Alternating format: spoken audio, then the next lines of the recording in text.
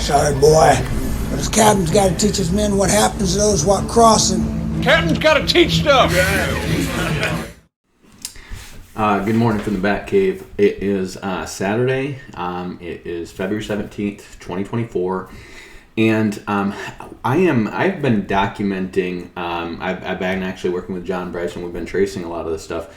And I've been documenting a systematic takeover of all of American evangelicalism by the Presbyterians, which has been basically going on pretty low-key through people in both the more liberal evangelical Presbyterian Church and also the more conservative Orthodox Presbyterian Church, which are two denominations that historically are not that evangelical. The liberal Presbyterians tend more towards social justice and stuff like this, the evangelical Presbyterians, and that group of Presbyterians always has.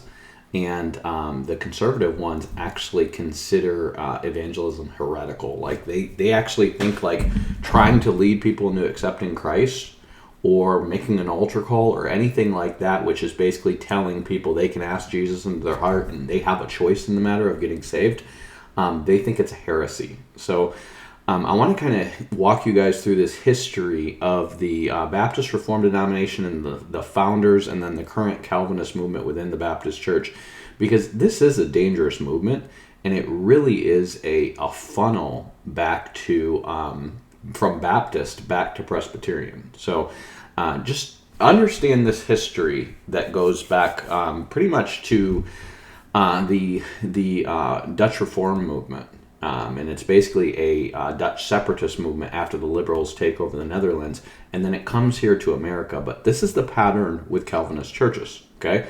This is why I'm so anti-Calvinist. They don't know how to create disciples. They do not know how to lead people to Christ. Historically, all their churches either get really closed off and die, or they go liberal. They always do. You've never had this not happen with a Calvinist denomination. And so what they do after that is they try to infiltrate and take over your denomination. Okay, this is what they do consistently, and that's where the Reformed Baptists come into the picture. Okay, the Reformed Baptists are pretty much just a tool to take over the Baptists, all the Baptists, and bring them under Presbyterianism, because that's exactly what the Reformed Baptists do. This is why you have the London Baptists in England, and they don't really grow. They love to talk about Charles Haddon Spurgeon. They love to talk about guys like John Bunyan. But what you're going to find in these groups of people, they're so-called famous preachers, is they were all led to Christ by non-Calvinists. And then because they have a Calvinist background before that, they stay Calvinist, but usually they're believers baptized. They've been led into an evangelical asking Christ into their heart, essentially, and then they're going to basically go back and still be Calvinist, but they're evangelical Calvinists. And then after the fact, these Calvinists who are anti-evangelicalism are going to prop them up and try to make it look like the whole world revolves around them and they were the greatest thing that ever happened in preaching. And so that's what you have with John Bunyan. That's what you have with George Whitefield, which is here on Banner of Lies is their publication. Basically they're going to have the same thing with Charles Haddon Spurgeon. Again, John Bunyan is not really a Calvinist. Like if you read, John Bunyan wrote the Pilgrim's Progress, it's not really Calvinistic. It is about accepting the gospel. He was evangelical. We don't know exactly who led him to the Lord, but we know the first people, he was a Baptist, we know that, and we know the first Baptists were not Calvinists. So the first Calvinist Baptists, whoever they were, they either baptized themselves or they were baptized by non-Calvinists, but they appear about 20 years after the Calvinist Baptists. They're called the Particular Baptists. And what the Reformed Baptists are going to try to convince you of is that the Baptist denomination started with the Reformers, and that's just 100% not the case. The Baptist denomination started with people that were persecuted by the Reformers, by the Lutherans, and by the Calvinists, okay? It starts with the Anabaptists, and then you're going to have a second separatist Baptist movement that comes out of the Anglican Church, which is going to be John Smythe and Last name is Helwys. I forget what his name is. Thomas Helwys. So John Smythe is going to start in the early 16th century. He is going to baptize himself, and then he's going to baptize Thomas Helwys, and then he's going to feel convicted that he shouldn't baptize himself. And you shouldn't baptize yourself, okay? You're supposed to be baptized by people who are in Christ before you. This is why infant baptism is such a bad thing, because those people who believe in it, because they believe in infant baptism, and because these so-called Orthodox Protestants are going to go back to the Novatianists and call them a heresy for rebaptizing you, they won't baptize you. And so this is how we know that the guys who came out of basically the Reformed tradition to become the first Reformed Baptists in London in the 1600s had to have been baptized by non-Calvinists, because those were the only people around who would baptize them. The Anglicans didn't baptize adults. Again, you were all infant baptized growing up, and they considered it a heresy to rebaptize you. The Anglicans did, the Lutherans did, and the Presbyterians did, and the Calvinists did. So they all would have considered you a heretic, and they would actually, in Geneva, Switzerland, they would actually murder you for it. They would drown you for it, okay? And so John Smythe and Thomas Helwys are in the Netherlands because the Netherlands has more religious freedom. And the reason they have religious freedom is because there's a civil war going on between the Dutch and the Spanish for basically their independence. And because of that, they're not going to persecute people. But when they get towards the end of that war and it's looking good that they're going to win, they're going to start persecuting people. And they're going to chase out all the Anabaptists and all the General Baptists and all the Arminians. And those people are all going to end up going to England and America. And that's why you're going to have a predominance of Baptists that are non-Calvinists in America and, quite frankly, in England too. You're going to have other movements that are going to come out of the Anglican Church, other separatist movements that baptize, and they're all called nonconformists, and John Bunyan is going to be one of those people. So the reason they want to call John Bunyan a Puritan is not because he actually taught Puritan doctrine or Calvinism. It's because John Bunyan is basically drafted into Oliver Cromwell's Puritan army, okay? What they do is they just go from town to town and they're saying, we need 250 people from this town to volunteer for the army. And this is during the English Civil War, and it's run by Parliament, and you don't really have a choice. So he joins Cromwell's army, but then he's not saved when he does that. He's going to get saved later on, and we don't really know exactly who leads him to that. But when he gets saved, he is going to basically give the glory to God for that, and then he's going to start preaching the gospel. And then after the English take over, after the monarchy gets back in power, they're going to outlaw any preachers outside of basically the Anglicans and I think the Presbyterians. They're going to outlaw them. Why? Because they were overthrown by Puritans, which were separatists. Okay. And so they're worried about these movements being dens of spies who are out to overthrow the monarchy. Remember, both the Catholics and the Puritans have tried to overthrow the English crown already, okay? And so that's why they're anti-Calvinist. That's why you're going to have the King James Bible is going to really be against the Geneva Bible, because they understand that the Geneva Bible is basically a tool to try to convince people that the king's a tyrant and we can overthrow him because he's a tyrant. This all goes back to Calvinist, basically civil government ideas that justify overthrowing a monarch, okay? This is where all your revolutionary ideology comes from. It comes from Calvin, okay? It doesn't start with the Revolutionary War. It doesn't start with the Freemasons. It starts with the Calvinists. And so they're going to overthrow Scotland. They're going to overthrow England. When England gets back in power, they're going to say, if you're not an Anglican, you're not licensed to preach. And so John Bunyan is going to go to prison for like 12 years, and within that context, he writes The Pilgrim's Progress, okay? It's not a Calvinist book. I've read it in the Old English. It's not Calvinist, okay?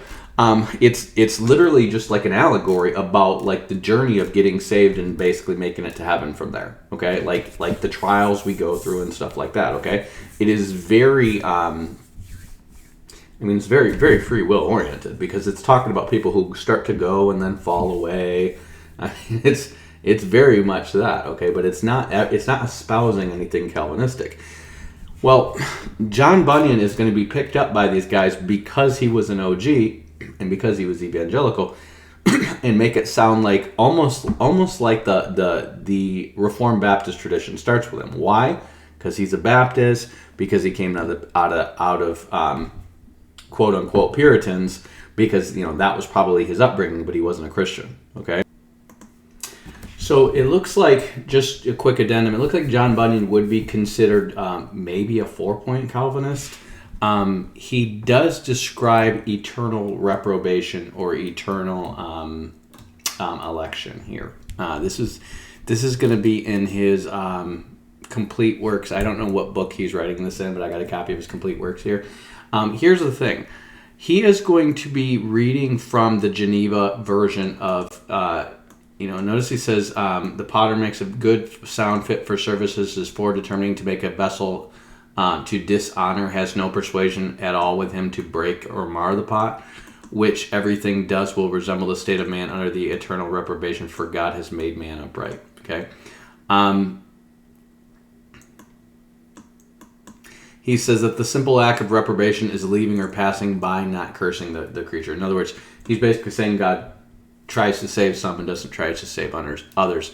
But what he is going to say is that he determines a vessel into honor and it determines a vessel to dishonor. And he does do this for determining. So he's going to say eternally. But he is going to be reading off of... He's getting his reprobation stuff from the basically Anglican Church dogma. And the Anglican Church dogma was written by Calvinists. Or people who were coached by Calvinists for the Anglican Church. So what they also have going on in that day is the Geneva Bible, which before the King James, the Geneva Bible is actually going to have a wrong translation of the vessels thing to make it look like Calvinism is true. Okay, this is the Geneva Bible. It's going to say that he might declare the riches of his glory upon the vessels of mercy, which he has prepared unto glory, whom he has called, not of the Jews only, but also of the Gentiles. And he had also said, what if God should show wrath and make his power known to suffer with long patience, the vessel of wrath prepared for destruction. So again, we have two words translated prepared. They're two different words in the Textus Receptus in the King James, okay? One is going to mean fitted for. In other words, they eventually are ready for destruction. In other words, they've become, after the application of work on them, they've become ready for destruction. In other words, God's trying to save them, but they're hardening their heart and resisting it. And so if you read the Proverbs, he's going to say, he who hardens himself after many admonitions will be suddenly destroyed. Okay? So he's talking about these things that are fit for destruction. In other words, they've had their many admonitions. They're fit for destruction already, but he's suffering them with long patience. Why? The same reason Pharaoh was fit for destruction long before God hardened his heart. Okay? Pharaoh had his admonitions long before God hardened his heart. Okay? The Jews had their admonitions long before God blinded them. Okay? That's why you have some Jews that are accepting Christ. It's not because he picks those and he passes over those other ones. That's not what Passover means. The term Passover in the Scriptures is always referring to God passing over judgment, not passing over an opportunity to be saved. Okay? But the fact that they make both of these prepare when they know one word means fitted for after work and the other word means prepared for in advance. We were all prepared in advance for glory, but some of us harden ourselves. And if you go read what he's talking about with the potter and clay, what Paul's referring to in the Old Testament, he's going to say that these vessels were made for one purpose, but they became marred in the potter's hand. Why? Because of their own stubbornness. That's what he's teaching about the Jews the whole time. And so he makes them a vessel unto destruction. Why? He's going to make a big deal about their destruction, just like he does with Pharaoh. Okay, these are these stubborn Jews that he's telling them from the beginning, you're never going to keep my law. He's not referring to all Jews. He's referring to the ones who will never keep his law because they don't believe. Okay, so I will give to him that John Bunyan is probably a 4-point Calvinist. I'm searching on atonement. I can't find anything about limited atonement here. Some people might think it's implied. total depravity. He does talk about reprobation in the sense of having a depraved mind temporarily or permanently. And what it sounds like is it sounds like he's trying to reconcile the Bible, which is the Geneva Bible, with the Anglican Creed, which is Calvinist influenced, with his own experience. That's what it sounds like. So again, I would put him probably in the Calvinist camp, but he certainly is not. He doesn't mention Calvin. He mentions Puritans once in his writing. He doesn't mention the Synod of Dort. He doesn't mention the 5 points. He basically mentions the general Protestantism, which is running around, which is mostly influenced by Calvinism in the Anglicans and the Puritans and the Presbyterians. I mean, it's the predominant influence of England in this day. Okay, the Arminians, by the time he gets saved, would have just been condemned like maybe 20, 30 years before, and they're mostly getting chased out of the Netherlands at this time. Some of them would be coming to England, but you're not going to have many Arminians yet in England. Okay, so the true origin of the Calvinist Baptists are actually going to start with this guy John Spilsbury, and John Spilsbury seems to have been part of a separatist church in 1633. So this is, we're talking 15 years after the death of Helwys's church. So you have 5 Baptist churches in London that are not Calvinist. 15 years before John Spilsbury has this separatist movement. Now, he begins to write on believers' baptism in 1643. So now you're 25 years from the Baptist removed. So it shouldn't be hard to recognize that he learned believers' baptism from the General Baptists. We don't know who baptized him, but it was probably going to be the General Baptists if he believed in believers' baptism. Let's see, he firmly believed in believers' baptism, not infant baptism.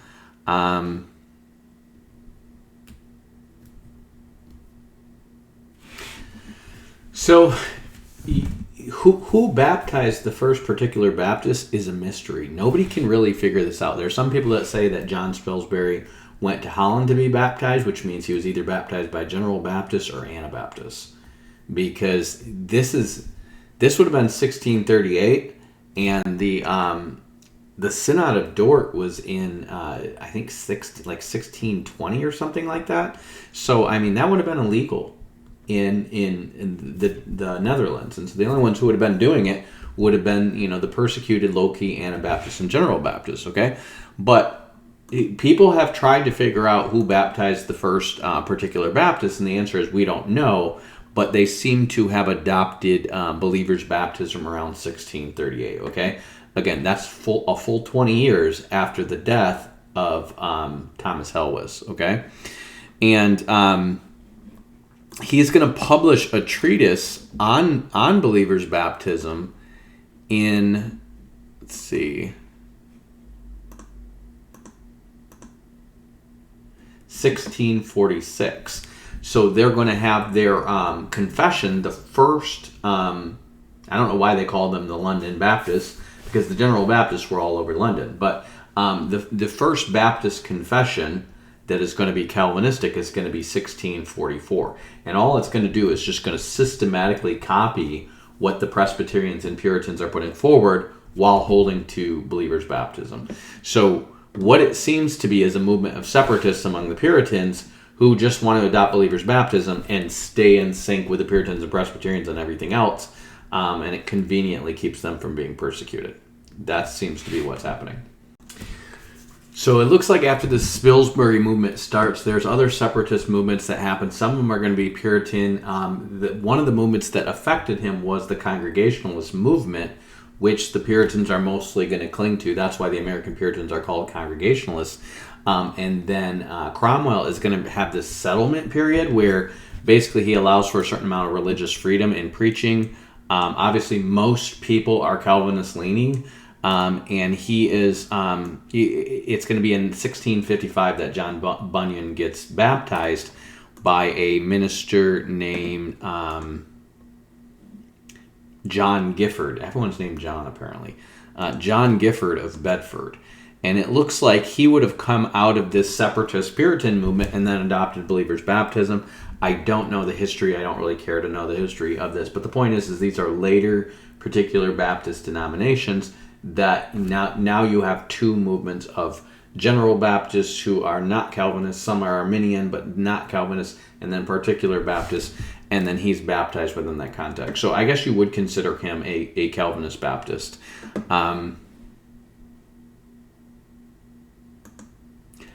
But what you're going to have is Baptists in general are a minority, and obviously non-Calvinists are an extreme minority in England at this time. You don't really have a clear origin story of the particular Baptists, and everybody knows one. And what you have is you have this first Baptist confession in 1644, which is going to turn into the 1689 London Baptist Confession. But they're going to adopt the 1658 Savoy Declaration, which is post-millennial. So these guys are going to be anti-futurism. They're going to adopt the Presbyterian Westminster Confession, which is going to be cessationist. So they're anti-spiritual gifts, and they're anti-evangelical. They're basically adopting the creeds of people who are fully Calvinist, infant baptizing, and post-millennial while being Baptists. Why are they doing this? I don't know, but they just seem to adopt everything the Calvinists say. And my guess would be is because they don't know what they believe, but they know that if they adopt Puritan and Presbyterian confessions, they're going to be less likely to be persecuted. That's my guess, okay? Because it's during this time that Oliver Cromwell is a tyrant. He's jailing hundreds of Quakers, okay? Like, he's throwing them in prison for not agreeing with his doctrine. So I would assume that that's why they're doing it, okay? Again, we don't have this clear record, but all the stuff about the London Baptists going back to John Bunyan comes from this Banner of Truth Trust, okay? The Banner of Truth Trust is just a historical revisionist cult. They just lie, okay? This Banner of Truth Trust is basically just going to try to convince you that the London Baptists, that the Baptists started with John Bunyan, even though you have Baptist confessions going back to 1609, okay? 1609, when John Bunyan was a little kid. They really don't have an origin story, okay? What they have is somewhere along the lines of 1644, a Calvinist Baptist creed pops up. Almost 50 years after John Smith and Thomas Helpus are gone, okay? And these guys are going to then, in the 1700s, come to America. And when they get to America, you're going to have a breakaway sect of free will Baptists that are going to come out of, this is going to be Roger Williams, or Free Grace Baptists is what they are. They're going to come out of Roger Williams and the Rhode Island people, and they're going to separate from the Puritans. They're not particularly Calvinistic either. Okay, they're being rejected and persecuted by the Puritans. Okay, and then you're going to have General Baptists who show up in North Carolina, and I think that's in like the early 1700s. And what you have is these London Baptists show up in like the late 1700s, and they try to infiltrate and take over the General Baptists. This is always what they're doing. They're trying to infiltrate and take over the General Baptists, and then they're trying to spread the lies that it started with Calvinism, and they know it didn't. They absolutely know it didn't, okay? And this is going to be an ongoing thing with the Banner of Truth Trust, because what the Banner of Truth Trust is really trying to do is trying to convince people that there once upon a time was a thing called Orthodox Protestantism, okay? There was never a thing called Orthodox Protestantism. There was never a point when Protestants agreed on doctrine. Okay? The earliest attempts at that are going to be between Luther and Zwingli, and they don't agree. And the fact that they don't agree gets the Germans to stop helping the Swiss, and Zwingli's going to die for it. Okay? They don't agree on they agree on infant baptism, but they don't agree on communion. They don't agree on church government. They don't agree on the relationship between the state and the local government.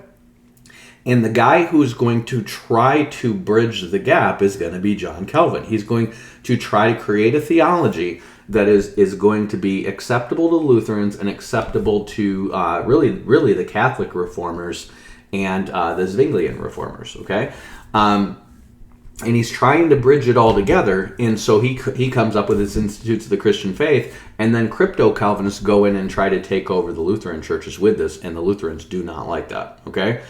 And then that's going to spread through John Knox to the Presbyterians, and he's going to manipulate the overthrow of the Scottish government, and that's how Presbyterianism comes to be in Scotland. And then what the Puritans are really doing is, as Calvinist doctrine develops between the 1500s and the mid-1600s, between Geneva and the Netherlands, they're just going to keep adopting it as it goes along, as if this is the one true faith, even though it's still in development. It's still in development in the 20th century, okay? Like, it molds into the 1689 Savoy Declaration, which is the Puritans going to amillennialism.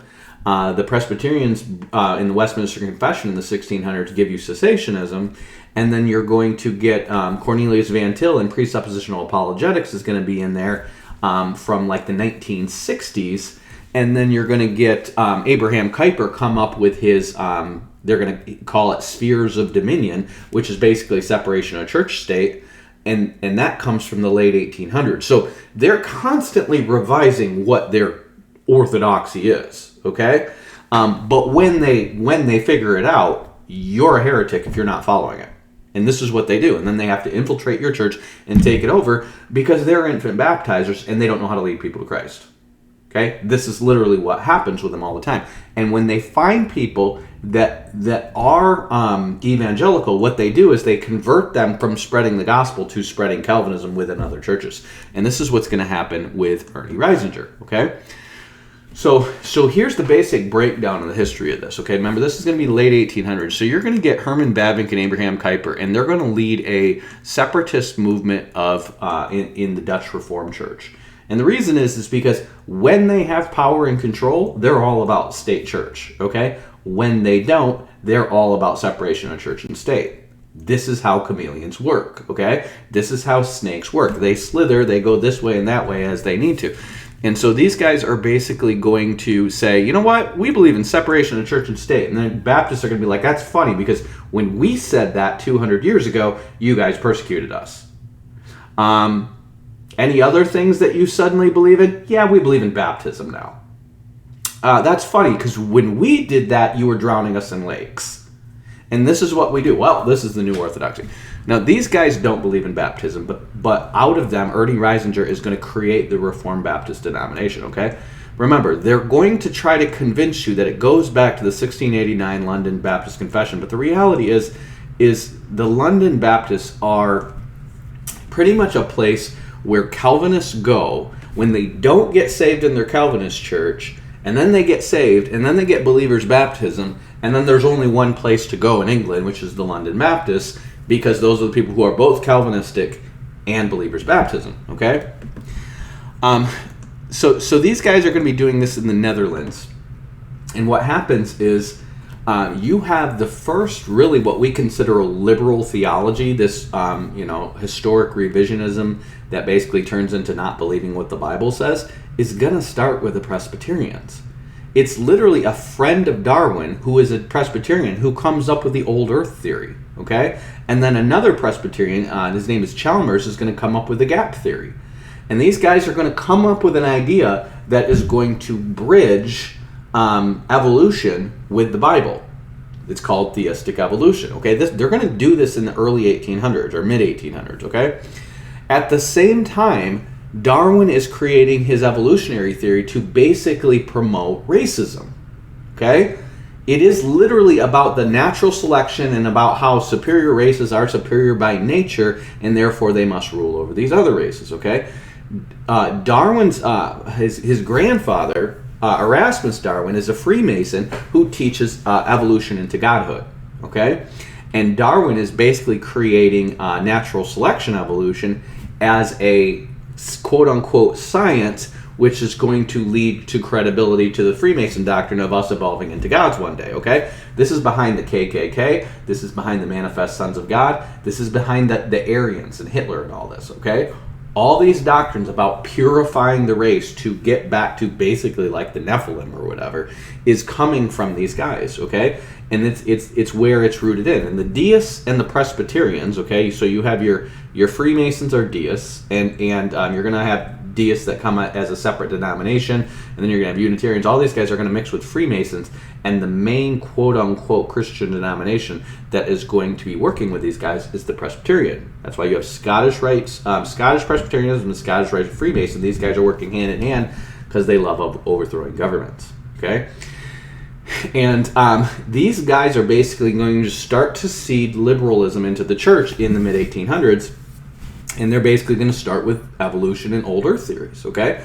Well, that is going to lead to further development in the Netherlands and in Germany and in France and stuff like that, of guys who are basically going to deny the miracles in the Bible, the prophecies, and basically like the literal historical account of the Bible, okay? It's called higher criticism.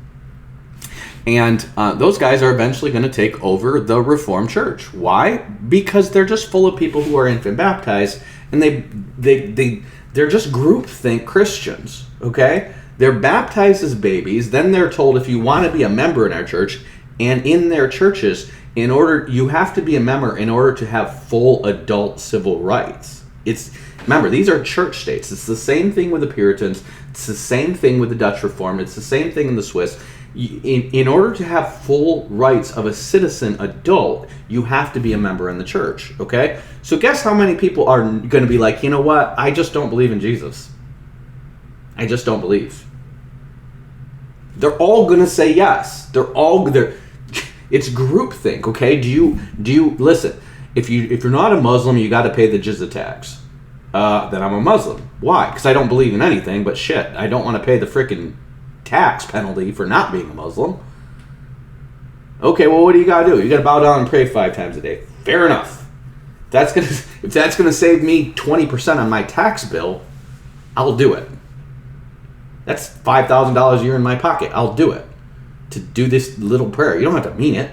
It's $5,000 a year in your pocket. Okay, this is how these people think, and so they can't figure out why their kids all turn liberal. I can tell you why they all turn liberal, because they were never saved. And so what they do is they go blame it on everything but infant baptism. This is what they do every time. They blame it on everything but infant baptism, okay? And then, so these guys are going to start to basically come against the Arminians, because the same government that allowed the liberals to take over also made them stop persecuting the Arminians, okay? The Puritans are going to be the same way. The same government that allows the liberal theology to get in among the Anglicans also stopped them from persecuting basically non-Puritans, okay? And these guys are like, you know what? If we just had state control and all the power again, we would never let this happen. And they think it's not going to turn into liberalism, when the fact is it's their infant baptism that turns to liberals. That's why the Puritans turned to the liberals here. That's why the Puritans in England turned liberal, the Presbyterians in Scotland turned liberal, and the Dutch Reformed turned liberal. That's why the Geneva Swiss turned liberal. That's why the German Lutherans turned liberal and went back to Catholicism, half of them, okay? Like, these people, infant baptism doesn't produce Christians. Infant baptism plus confirmation just gets you on a trail of groupthink from your childhood to your adulthood, okay? You gotta let people go. You gotta tell them how to be saved if they want to be saved, and it's gotta be a genuine experience. And yes, we test it through fruit, but there's nothing you can do to make these people conform. And so these people just don't understand that their theology doesn't produce believers, okay? What produces believers is preaching the gospel and asking them if they voluntarily accept it, okay? So anyways, while this is going on in the Netherlands, the same thing is happening in the U.S. Harvard, Yale, Columbia, and Princeton are all getting taken over by liberals, okay? This is going to be like, a generation behind Europe, because it trickles from Europe to here. And basically, by this time, they're starting out with theistic evolution, and you're going to have guys like B.B. Warfield. He's cool with theistic evolution, and he's the guy who's hardcore cessationist. He's going to speak out against charismatics, but he's also going to kind of lead the fundamentalist movement at Princeton, okay? Well, the fundamentalist movement is more about protecting against higher criticism and biblical revisionism, but they're fine with all the revisionism that allows them to deny the literal fulfillment of prophecy and allow for theistic evolution. So they think we can allow for theistic evolution, deny biblical prophecy, but all the stuff in between is not going to be revised too. And of course, it's always going to be revised too. You've already created the framework and you've created the rationale to start doing it. Okay? And so out of this movement, basically you're going to have J. Gresham Machen basically start Westminster Seminary. He's going to break away from Princeton in like the 1920s. And then start, it's actually going to be the 1930s when he starts it, but he's going to start Westminster Seminary, okay? And they're going to eventually start a Westminster Seminary. The first one is going to be in Philadelphia, near Philadelphia, because Princeton is in Philadelphia. And then the second one is going to be in California, okay? And that's where Rushdoony is going to come out of. So, one of the main guys who's influenced by Kuyper and Bavinck is this Dutch immigrant who immigrated here as a child. His name is Cornelius Van Til. And he comes up with presuppositional apologetics. Presuppositional apologetics, in a nutshell, you can argue about the details of it, but it basically tells you this. Everybody deep down inside is a Calvinist, they just don't know it yet. They either are in denial of it because of total depravity, or they haven't matured to understanding it yet because of progressive sanctification. Okay? And so it's a circular loop. Calvinism is true, and therefore it's true, and therefore it's true. Okay, it's just a circular loop. Calvinism isn't true. You just don't know it yet. Okay, this is a brainwashing system. But to them, it justifies all manner of lying in order to get people reformed. Okay, and so this is going to be one movement that's already going to grow on. And you've heard me talk about Rushdoony and Gary North and these guys who are working with Nazis and stuff like that to basically try to manipulate to dominionism. That's taking over the government, okay? But the biggest holdout to state religion in America has always been the Baptists, okay? The Baptists are the reason we don't have a state religion here. If you look at what happened after the English Civil Wars, what they did is they legalized 4 religions, okay? And they're pretty much all Calvinist, okay? You had the Presbyterians, you had the Puritans, you had the Anglicans, and then you had the Baptists. And remember, by this time you have these London Baptists with their Calvinist declarations, okay? So the Anglicans are mixed, Calvinist and non-Calvinist, okay? But you have basically 2 denominations that are part Calvinist and 2 denominations that are fully Calvinist that end up getting legalized in England, okay? That's what they wanted in America after the American Revolution. And they fight for it, and it's the Baptists who stop them from getting it, okay? So the Baptists go on to really become a major denomination in the U.S., and the reason is because the Methodists still teach infant baptism, and that a lot of them are going to go liberal. They're going to divide all over the place. The Presbyterians are going to divide all over the place. You have evangelical Presbyterians, and they're going to get kicked out of their denomination by the guys who form Princeton, okay? This is why this movement of guys who comes out of Princeton is Princeton's going to kick out the evangelical ones, and surprise, they go liberal after that, okay?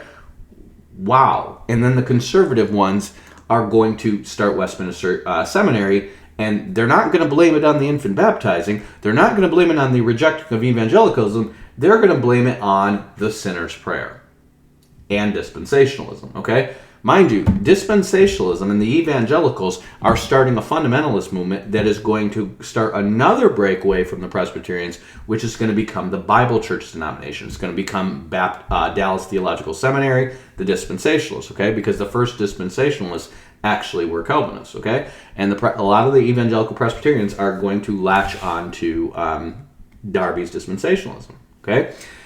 You're going to have the Churches of Christ, which is evangelical, and they believe in believers' baptism, and they're going to leave the Presbyterians. So you have the Churches of Christ and the Bible Church denominations both come out of Presbyterianism, and then you're going to have Presbyterians who just reject Calvinism, and they're still going to keep going.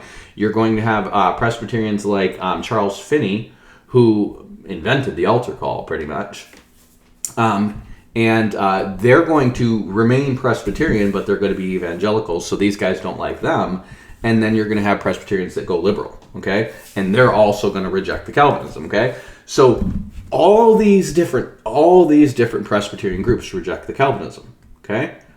And what the Presbyterians end up becoming is this tiny little minority group by the mid-20th century. Nobody's really listening to these guys.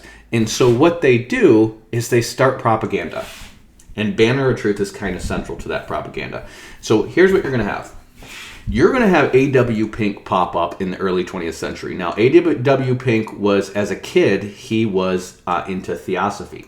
He actually is almost going to become one of like the inner circle with Annie Besant. She invites him to the inner circle, and he takes this leadership position, but then he accepts Christ after that. Okay, this is the official story. I'm going to assume he's really born again. Okay.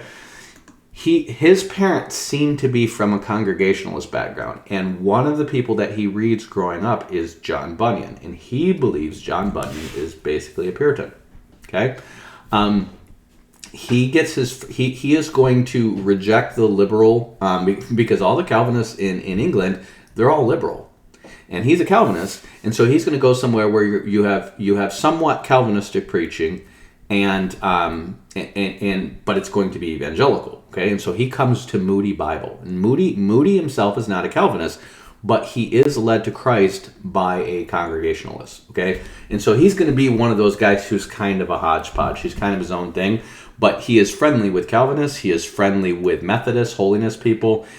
He's friendly with guys who are going to be like your Billy Grahams, your Billy Sunday type people, because he's doing these speaking tours, and you're going to find a bunch of different people who are going to kind of claim Moody as their own, but he's really his own thing, okay?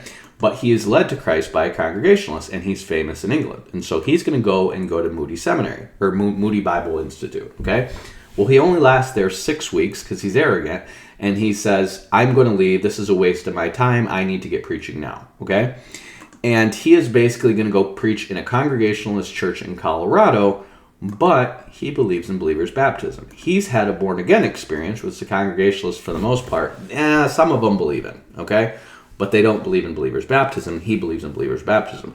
So he's going to spend his whole life trying to find a church where he can preach Calvinism that also teaches believer's baptism, and he never finds one. And so what he ends up doing is getting an inheritance from his dad, moving back to England in the 1930s. So he spends, let's say, 20 years in America and Australia, all over the place, okay? And he basically ends up retiring and just doing a bunch of writing, okay? But he's going to meet this guy in Pennsylvania named I.C. Herndon, who has this, it's called like the Bible something depot, okay? It's basically a print house for Bible and tract stuff, okay? And he is going to lead this guy, I.C. Herndon, who is a dispensationalist, to Calvinism. And then he's going to lead him to amillennialism, okay? And he actually starts to make a name for himself among the dispensationalists, but when they realize he's a Calvinist, they're like, well, we're not going to let you preach. We don't like Calvinism, okay? Nobody likes Calvinism in the early 20th century. Nobody. The last holdout for true 5-point Calvinism is going to be Westminster Seminary. I mean, Calvinism is almost entirely dead in America, and it gets revived through this I.C. Herndon largely, okay? It also gets revived through the Dutch Reform because the Dutch are still immigrating over here, and then you're going to have Banner of Truth, which is, like I said, it's a propaganda vehicle, and they're going to start to filter it into the Baptists and stuff like this, okay? So A.W. Pink gets picked up by I.C. Herndon, and I.C. Herndon is going to lead Ernie Reisinger's brother, John Reisinger, who was not a Calvinist. He's going to lead him into Calvinism. He's going to proof text Calvinism towards this guy until he believes it, okay? Ernie Reisinger was actually very much influenced by the Presbyterians from his childhood. Ernie Reisinger, his dad is basically a oil stock trader who goes completely belly up in the Great Depression and goes insane. He's in a mental institution his entire life, okay? Ernie Reisinger is going to struggle with alcoholism and a hot temper his entire life, apparently, okay? But he's going to try to turn you Calvinist because he's one of those guys who's just zealous, okay? So Ernie Reisinger basically, remember, his dad is in a mental institution. His mom sends they have three boys and a girl in the family. The mom keeps the girl and sends the 3 boys to live in an orphanage. And the 3 boys grow up going to a Presbyterian Sunday school and getting basically hand-me-downs and clothes and like donations and stuff from the Presbyterians during their childhood. When he turns into his young teen years, he starts getting into construction, and he comes back and basically, he's the oldest brother, and he kind of helps his mom raise the family, basically, okay? So he is going to be a roughneck construction worker. He drinks, he's not saved, he's a pretty hardcore dude, okay? And he is going to meet people who are dispensationalists, people who are in the holiness movement, and who are going to try to get him saved, okay? And these people are going to keep preaching the gospel to him, and he eventually is going to get saved, and then he is going to be baptized in a Southern Baptist church in Maryland, okay? That's his connection to the Baptists. Everything else is Presbyterian, okay? But he gets baptized in a Baptist church. He becomes a member in a Baptist church very shortly, and then he's going to join the Navy and go off to fight World War II, okay? He never goes back to the Baptists after that. And so this guy, remember, he's going to be born in the early 1900s. By the 1940s, he's off to World War II. He just gets saved before he goes to World War II. When he's in World War II, he's going to meet the Navigators, which is another Presbyterian group, and he's going to be in with them, okay? Then he's going to get out of World War II, and he is going to be trying to hardcore to lead his brothers to Christ. One of them he leads to Christ. The other one, like, leaves town. He's like, I don't want nothing to do with this crap, okay?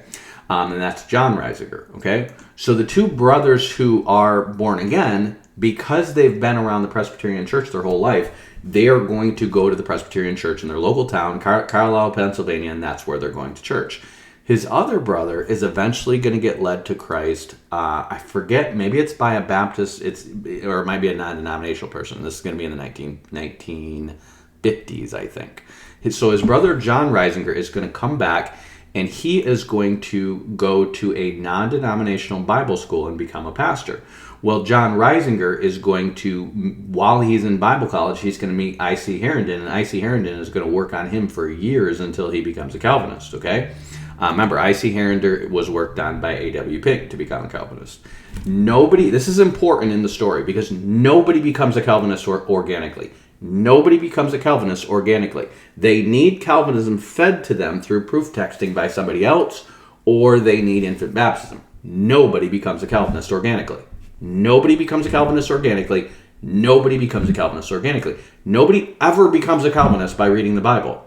And the reason is because Calvin didn't develop Calvinism by reading the Bible. He developed Calvinism by looking at what Zwingli taught and what Luther taught and what Augustine taught and merging them together. Okay? That's where Calvinism came from. And if you get into Calvinism, he wasn't a 5-point Calvinist. He didn't believe in perseverance of the saints 100%. He didn't believe in limited atonement 100%. He did believe in double predestination, though. Okay? Calvinists don't know what they believe. What they know is they're right.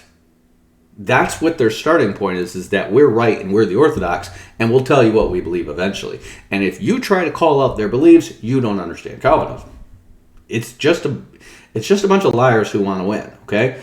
So anyways, Ernie Reisinger is going to be in the Presbyterians, and he is an evangelical dude. Remember, he was led to Christ by Methodists and hung out with dispensationalists. He was friendly with people who were, I think there were Quakers among them too, but definitely Plymouth Brethren, okay? So all these people are not Calvinists. They're all evangelical. They all believe in literal fulfillment of the end times. They're leading towards dispensationalism. And he's going to lean dispensationalist too. Pink is going to lean dispensationalist too. I.C. Herndon is going to be dispensationalist. And they're all going to systematically start to shift towards amillennialism, because once they get into Calvinism, they realize, well, we're Baptists, and the only Calvinist Baptists are the London Baptists, and they're going to adopt the postmillennial Savoy Declaration and the cessationist Westminster Confession of Faith. Okay? And so Reisinger is basically going to be an evangelical person. He's always trying to lead people to the Lord, but he goes to a Presbyterian church. And he eventually gets to a point, he's making good money in construction, and he's able to retire by age 47. Okay? And he basically is going to, he wants to be a preacher in the Presbyterian Church. And the Presbyterian Church doesn't want to let him preach. And here's why.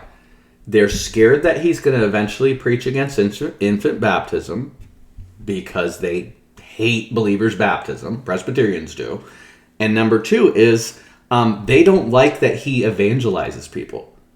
The Presbyterians are anti-evangelical. They don't like you trying to lead people to Christ. They think God just does it and we're the frozen chosen. Okay? This is the Dutch Reformed and this is the Presbyterians. They don't like evangelism. Okay? The Baptists need to understand this because this is where the whole Calvinist movement in the Baptists starts with. Okay? Ernie Reisinger can't get a teaching position with the Presbyterians. So what he does is he joins a group of people who are non-denominational and starting a church, and he is going to be a major financial contributor to this church, and eventually he is going to lead this church towards the Reformed Baptist position. Okay? He's going to work with Banner of Trust, which is totally Presbyterian. He is going to work with Westminster Seminary, hardcore. It's totally Presbyterian. He's part of a Presbyterian church, and he basically takes over a non-denominational church through being a heavy. He's a leader. He owns his own business. He's a heavy financial contributor, and he's a guy who needs to convert you to his way of thinking. In fact, he's the kind of guy, if he can't convert you to his way of thinking, or if you correct him with logic and facts, he'll cut you off. Okay? That's what Ernie Reisinger is like.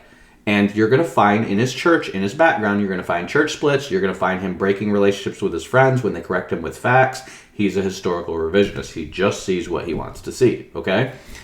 And so he is going to create the Reformed Baptist denomination. That Reformed Baptist denomination is going to start another little church plant.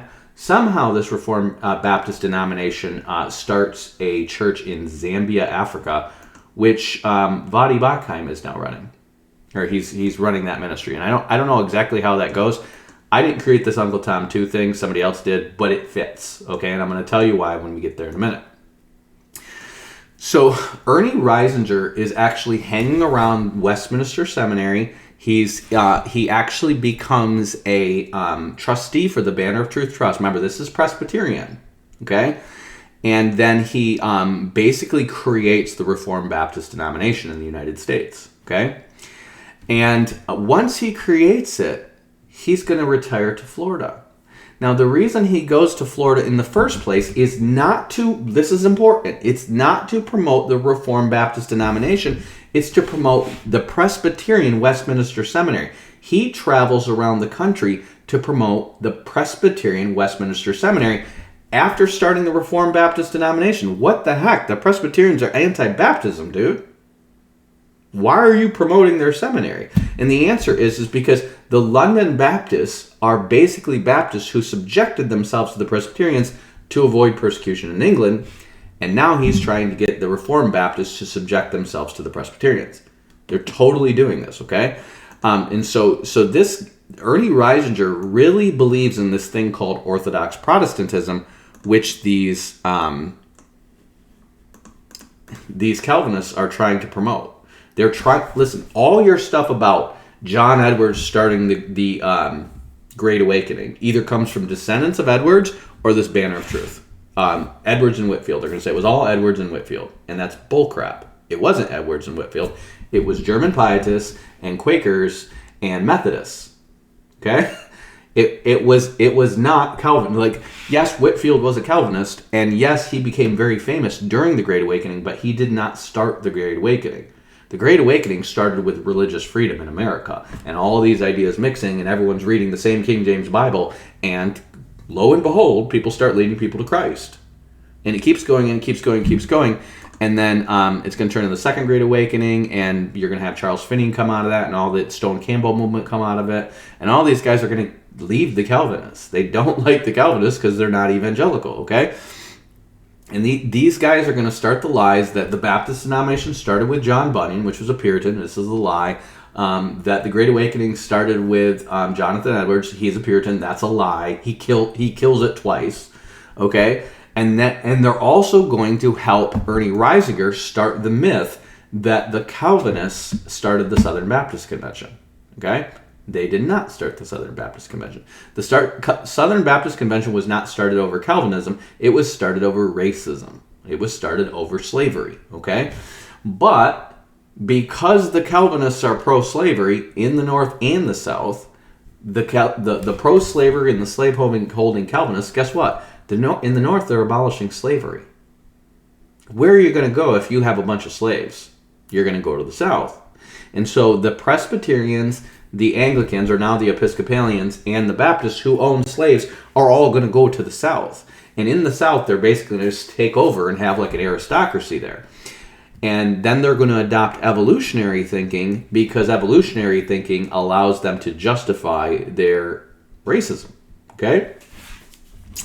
And basically, Ernie Reisinger is going to get a book from a friend of his that talks about the Calvinist roots of the SBC. And it's really not the SBC. What it is the Southern Baptist Seminary in Louisville, Kentucky. Okay? The Southern Baptist Convention actually has 6 seminaries. But the Southern Baptist Convention in Louisville, Kentucky, they're going to call their flagship seminary, it was started in the late 1800s by guys who were in the Confederate Army. They're guys who were like Confederate chaplains and stuff like this. And one of them is going to be this guy named Boyce. Okay? So James Pettigrew Boyce is a racist, and he is going to write in his Abstract of Systematic Theology how basically he compares black people and white people to the difference between a wild boar and a domesticated pig.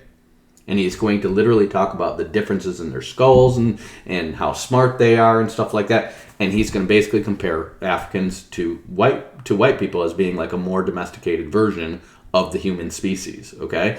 Like they evolved differently, okay? This is bizarre because we know the first Cushites were black. Cush means black, okay? And we know that Jacob and Esau, one comes out looking like an Arab, and one comes out looking like a Scotsman, okay? So there is no true Scotsman fallacy because Esau was just born a Scotsman, okay? He's like a red hairy dude. He looks like Gimli the dwarf or something like that. Only he can bow hunt. Well, anyways, James Pettigrew Boyce is going to write this racist abstract of systematic theology, and it's going to be distributed privately to the students of this seminary in Louisville, Kentucky. Louisville, Kentucky is not a slave state, and this is after the Civil War, and they've lost. So they're trying to keep institutional racism alive. So obviously they're doing this on the down low, and he is giving this systematic theology out to his students in the seminary, but it's not published.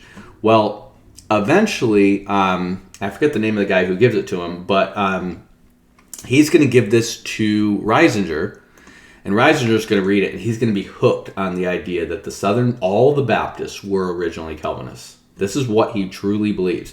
I'm reading his biography right now, and it's published by Banner of Truth, and then I'm reading his Quiet Revolution, where he talks about how he infiltrated and took over the SBC for Calvinism, or big parts of it, okay?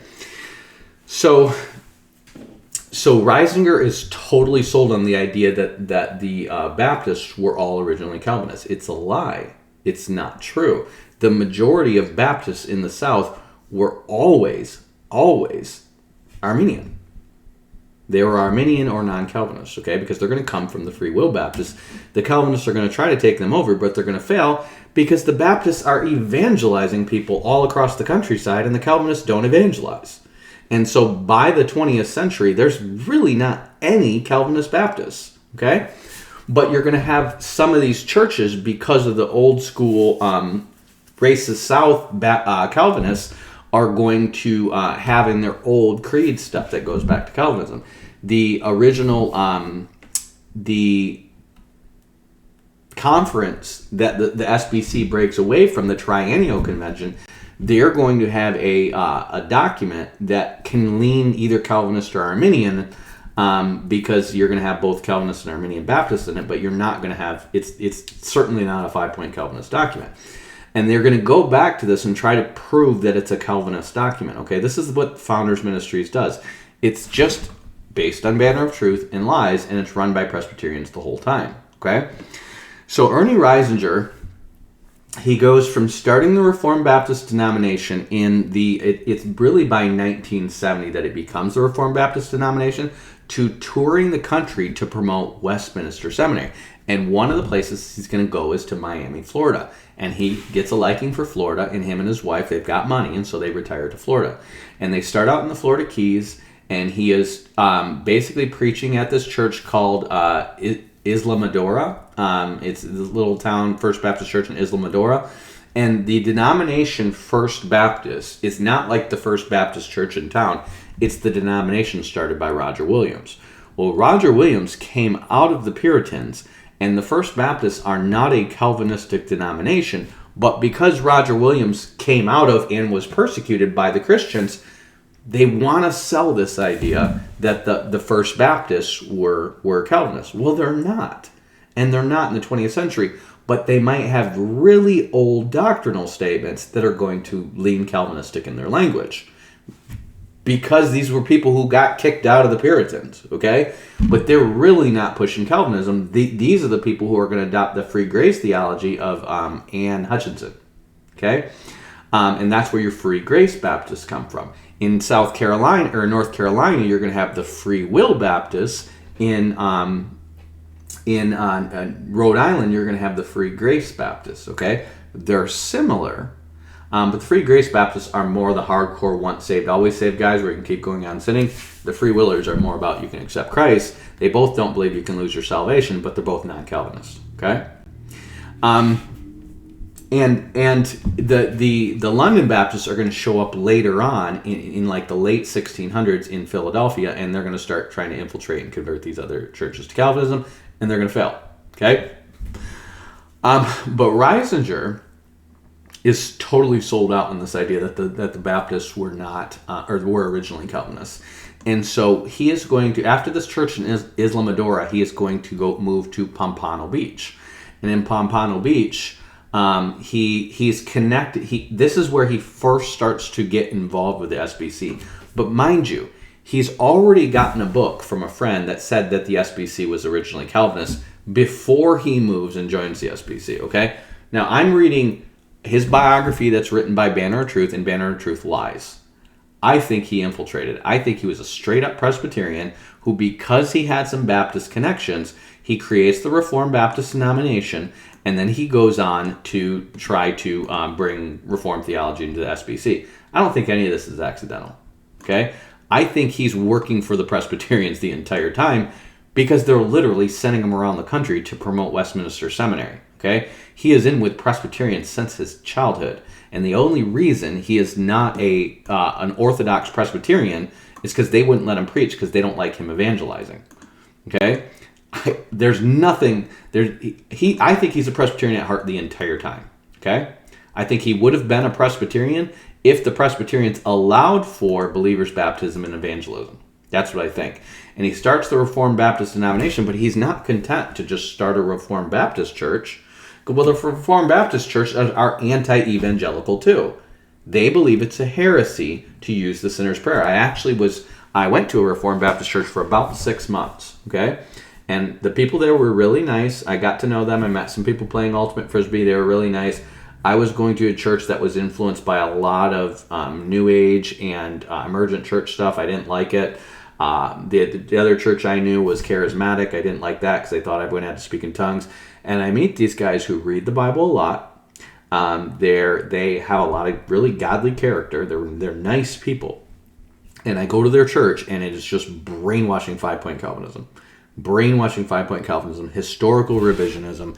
And one of the things that gets me to really not like these people's point of view is when their pastor got up and he basically taught a sermon where he said, God is like a guy who flexes his muscles in the mirror and looks at himself and says, look how great I am. This is a Reformed Baptist pastor. Okay? Another guy actually brought me forward in a prayer meeting. He didn't know I was in the room when he did it. And I'm literally going through this crap with a crooked CIA contractor. I'm going through a broken engagement. And I'm finally breaking off that relationship. So I'm an emotional mess. And this guy literally tries to reduce everything I'm going through to the fact that I don't believe in limited atonement.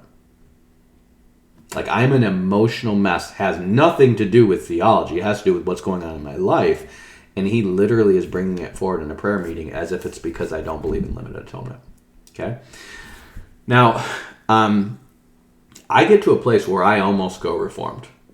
And when I do, I immediately, I start going through like demonic torments that goes on. I mean, I don't really get free from this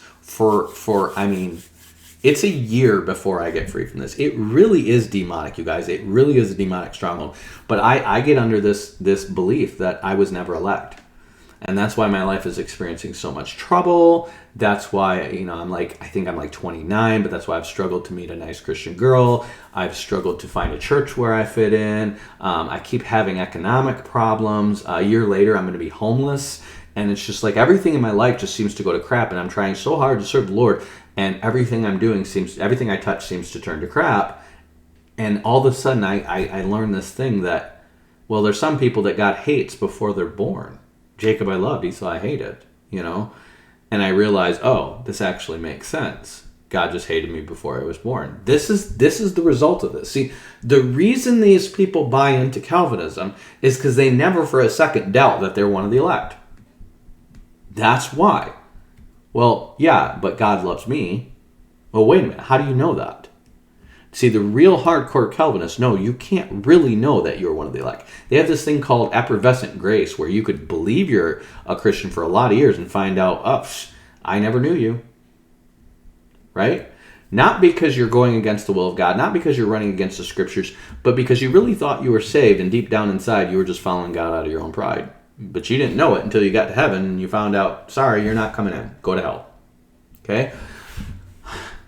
These guys, they're brainwashed. It's really culty. And I've met enough of them, and you watch the anger. I mean, it's the same thing with Messianic Judaism or any other demonic stronghold.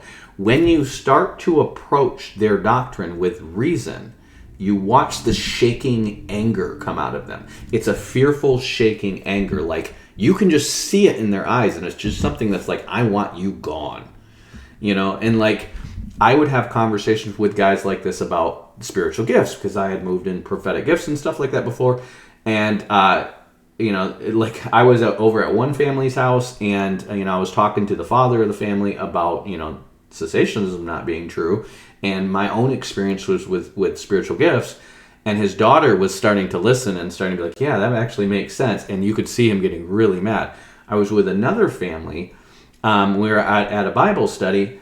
And basically, I brought up the verse about how God never tests you in more than, because they're teaching remaining sin, they call it. Progressive sanctification and remaining sin go hand in hand. Basically, what they're saying is like, God delivers you from the penalty of sin, but he only delivers you from the power of sin gradually. And so you have remaining sin to keep you humble. And I'm like, no. God delivers you from the power of sin instantly. You just have to apply it. You have to apply that power by setting your mind on things above and not things below. And when you're tempted, he never tempts you beyond what you can handle. So he provides you a way out so that you're able to escape the temptation. How do I know that? Because that's what the Bible flat out says. Okay?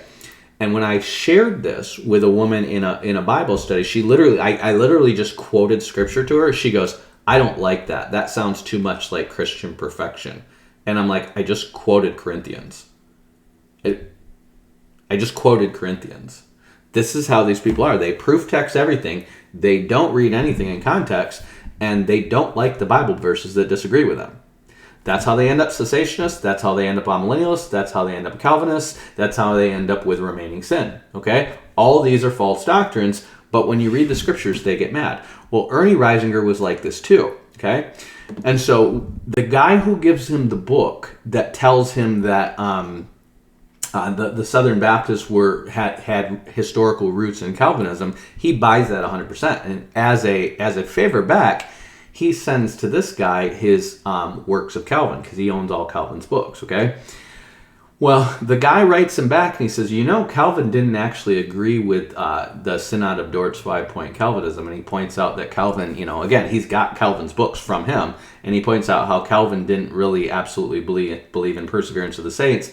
And Calvin didn't believe in limited atonement either, okay? And Ernie Reisinger just cuts the guy off after that. Okay, you're not my friend anymore. Why? You brought facts to my face that, remember, he wants to believe in this illusion that there was always this Orthodox Presbyterianism because he thinks he is in a movement that is going to eventually turn America into one big happy Protestant nation. And where is he getting this from? Cornelius Van Til. Cornelius Van Til is the one who basically leads his ordainment ceremony, okay? He is big in with Cornelius Van Til, and he's also big into Martin Lloyd-Jones and Banner of Truth Trust, okay? These guys are trying to start the myth of an Orthodox Protestantism and trying to get all of America to submit to that, okay? Rushdoony is doing it. Remember, it eventually turns into theonomy, and it starts with these guys who lost control of the Dutch state for Calvinism, okay? This is where it starts. Then it goes to Van Til. Van Til is going to teach Gary North. He's going to teach R.J. Rushdoony. He's going to teach this guy, Bonson, I think his name is, who's going to be an apologist for this stuff, and he's going to ordain Reisinger, okay? Cornelius Van Til's presuppositional apologetics is a big deal because it literally is teaching you it's okay to deceive somebody into believing Calvinism because Calvinism is true and they believe it deep down inside already, okay? Wrap your mind around that. Imagine if you believed deep down inside everybody is a Buddhist. And Buddhism is true. And no matter how you manipulate people to become Buddhists, it's okay because you're manipulating them towards the truth, towards seeing the truth. That's how cults work. Okay? And Ernie Reisinger is full on with this. Okay? And so what he does is he starts this Pompano Beach Baptist Church, and he goes and gets the abstract theology of James Pettigrew Boyce. Remember, James Pettigrew Boyce is going to be a Civil War chaplain for the South. He's a racist. And Reisinger thinks he is going to convert the Baptists back towards Calvinism by just giving them James Boyce's systematic theology and say, see, this is what the oldest theological seminary in the Southern Baptist Convention believed. And it's like, well, the Southern Baptist Convention was started on racism. So, of course, the Calvinists are racist. And Jonathan Edwards and George Whitefield, who are both Calvinists, are racist slaveholders. Of course, this guy is going to be pro-Calvinist, pro-racist. He's actually educated at Princeton, a Presbyterian seminary, and yet he's a Southern Baptist, okay? You see, it all goes back to the Presbyterians. These guys are all educated by the Presbyterians. Well, so this guy is going to basically write this abstract theology, and then Ernest Reisinger is going to start the Founders Ministries when he's at Pompano Beach, Florida. This is going to be in around 1978, 1979, okay?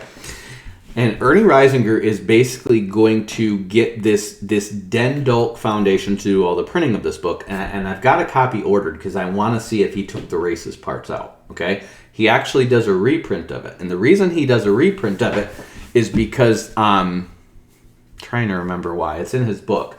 There's something he wants to... the reason why is because the only people who have a publication of it is the Legacy Group, and the Legacy Group are the people who, it's called, maybe it is the Legacy Movement.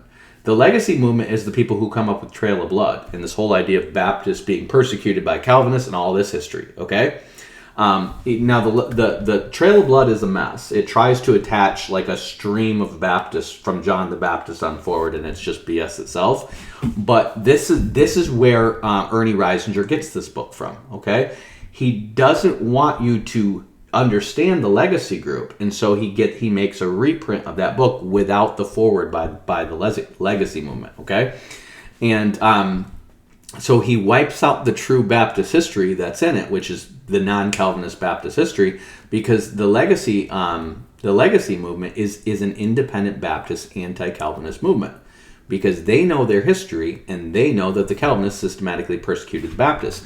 So Ernie Reisinger gets a copy of that book, takes out all the part about how the Calvinists persecute the Baptists, and basically he gets a reprint that is done by the Den Dulk Foundation. The Den Dulk Foundation is basically a 501c3 book publishing group that is Dutch Reform and tied to Westminster Seminary and Banner of Trust. Okay, you're going to find Chalcedon Foundation is going to be using books. They're going to be the publishers for Van Til.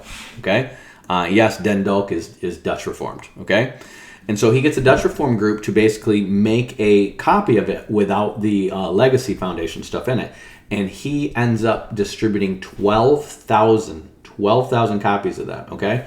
And what he does is he's basically going, I want to give away this free systematic theology to graduate students of the 6 Baptist seminaries, okay? Imagine this, in 3 years, so this is 1979 to 1980, he gives out 12,000 copies of this guy's systematic theology to try to prove to them that the original SBC was 100% Calvinist. And then he gives some specific kind of leading questions, because this is how they get you Calvinists. They lead you towards these false dichotomy questions. Go watch Beyond the Fundamentals. He's really good at, telling you how they do this, and they give you into these leading questions to drive you to a Calvinist conclusion. It's a brainwashing system, okay? And basically, he is handing these out at all the Baptist seminaries, plus this other Rice seminary, which I think is associated with the Baptist too, but not the Southern Baptists. But basically, he is infiltrating the SBC with this Calvinist thing and trying to convince them that all of the SBC was originally Calvinist. This is what he's flat out saying. He totally believes it, and he also believes that everyone's a Calvinist deep down inside, and once they reach a point of spiritual maturity, they will be a Calvinist, okay? Then he is going to start teaching people systematically. He's going to do this between 1980 and 2000. Remember, he's already taken a non-denominational church and turned it to a Reformed Baptist church. He's already taken a Southern Baptist church and turned it into a Calvinist Baptist church. Now he's starting the Founders Ministries, and he's trying to turn the whole SBC Calvinist, okay? This guy was Presbyterian the whole time, okay? Well, in his church, one of his students in his church is going to be the future wife of Al Mohler, okay?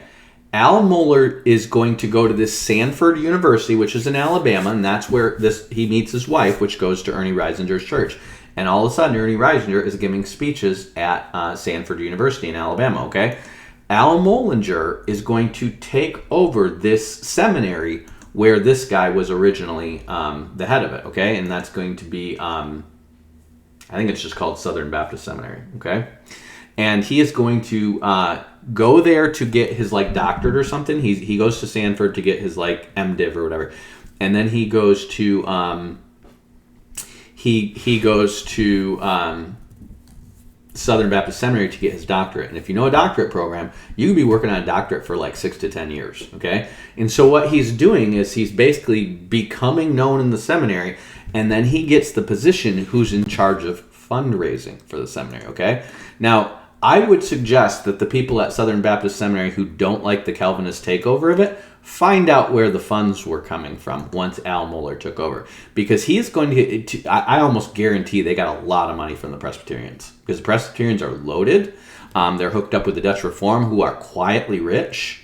And I almost guarantee that he got a bunch of money given to them by basically non-Baptist Calvinist organizations to get to the point where he gets to the top of Southern Baptist Seminary, and he is going to oust 60% of the faculty and keep the people who are non-dispensational, cessationist, Calvinist, and amillennial. Well, no, I'm sorry. He is dispensational, or not. He's not dispensational, but he's a historic. He's a historic premillennialist. Okay, so he's going to oust the dispensationalists. He's going to oust the non-Calvinists, and he is going to basically prop up a Reformed Baptist message.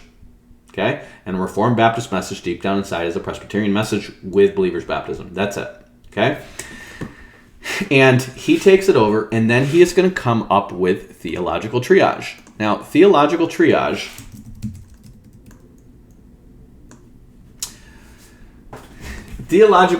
is, this is what it really is, okay? It's how to turn a Baptist into a Presbyterian, okay? So pay attention to this. Remember, your main Baptist distinctives are congregational church government and believers' baptism. Those are your main things. That's what makes you a Baptist, okay? Those are the only things that all Baptists agree upon, okay? This is Al Mohler's Theological Triage. He is going to say the things at the top, the only things we should divide over in the body of Christ are full deity and actual humanity of Christ, the Trinity, okay, so aka the Council of Chalcedon, remember the Chalcedon Foundation, Nicene Christianity, so those are 2 Roman Catholic creeds, okay? These things, okay, the full deity and full humanity, this is not really what they're about. They're really about the authority of these creeds that came from Orthodox Catholicism, okay? Do I believe Christ was fully God and fully man? Yes, but that's not what Chalcedon teaches. It teaches the hypostatic union in Christ's incarnation to make Mary the Mother of God, and Nicene Christianity uses a Gnostic explanation of homoousion to explain how God the Father and God the Son are one, okay? Justification by faith alone, I've already explained to you guys, I don't agree with that. The Bible specifically teaches against that, okay? James specifically teaches against that, and Luther basically tries to throw out James, and then the Lutherans basically say what he means by justification is evidence of justification.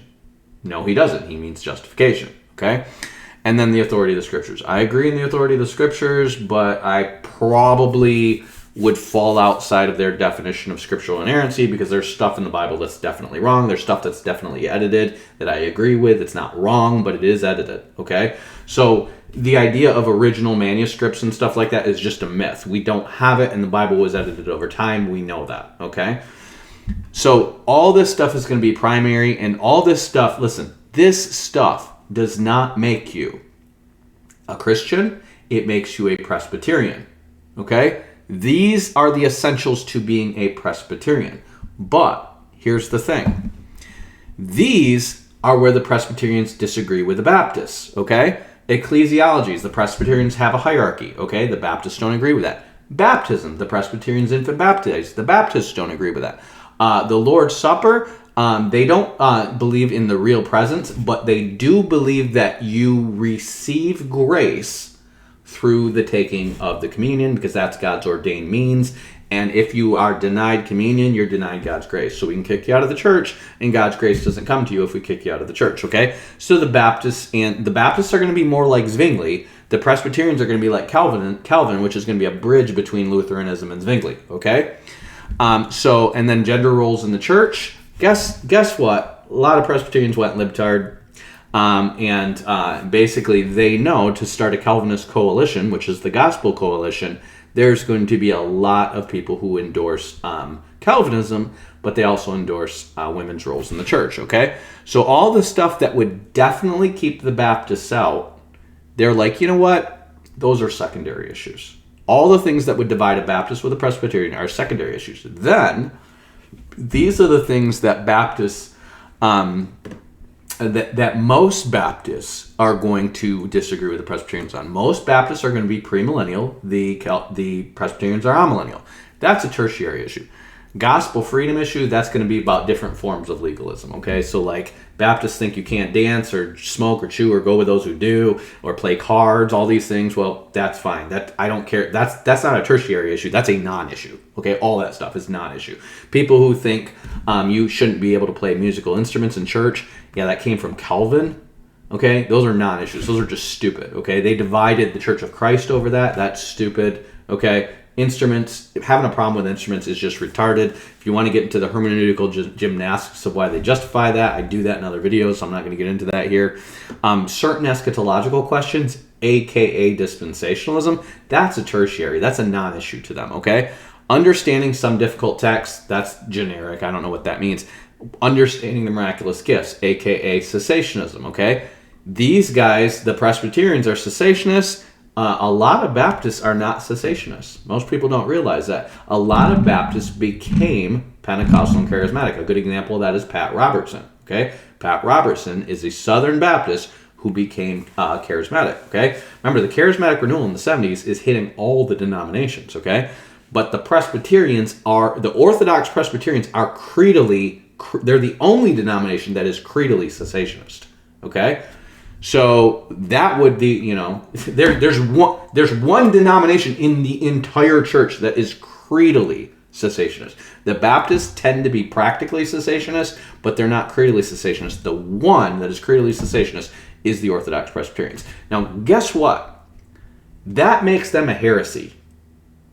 That alone makes the Orthodox Presbyterians a heresy, because they claim that the gifts cease with the forming of the canon. They get that from B.B. Warfield. He's a Princeton Seminary cessationist. They kind of get it from John Calvin, but not really. John Calvin actually teaches that basically all the offices in the church but pastor have ceased. Okay, he's wrong too. But really, the only office that you don't have any new ones is apostles. None of the gifts have ceased. In fact, if you read in context, both in Ephesians and Corinthians, the time for the cessation of the church office gifts and the supernatural gifts are when the perfection comes, when Christ returns. And they're going to say perfection coming is the canon being complete. Okay? They're going to use proof text like it says signs of apostle, therefore only apostles do this, which is bullcrap right in the New Testament, because we have non-apostles doing this stuff. Okay? It doesn't make sense. Okay? It doesn't make sense. And remember, all of this stuff here is designed to get you to unify with the Presbyterians. And this comes out in 2005. After, in 2000, Reisinger's book, A Quiet Revolution, comes out. And in Reisinger's book, A Quiet Revolution, remember, his wife went to Reisinger's church.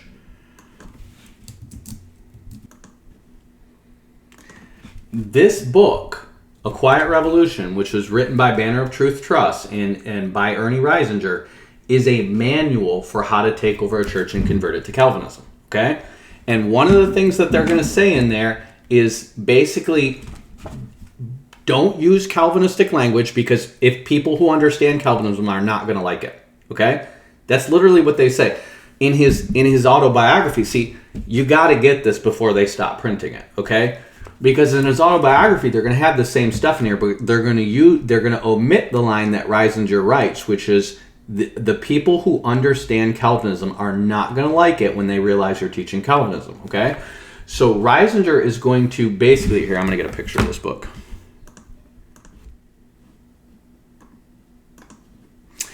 So Reisinger's A Quiet Revolution is basically going to tell you to avoid Calvinistic terms and then be conciliatory. I'm going to explain to you what be conciliatory means.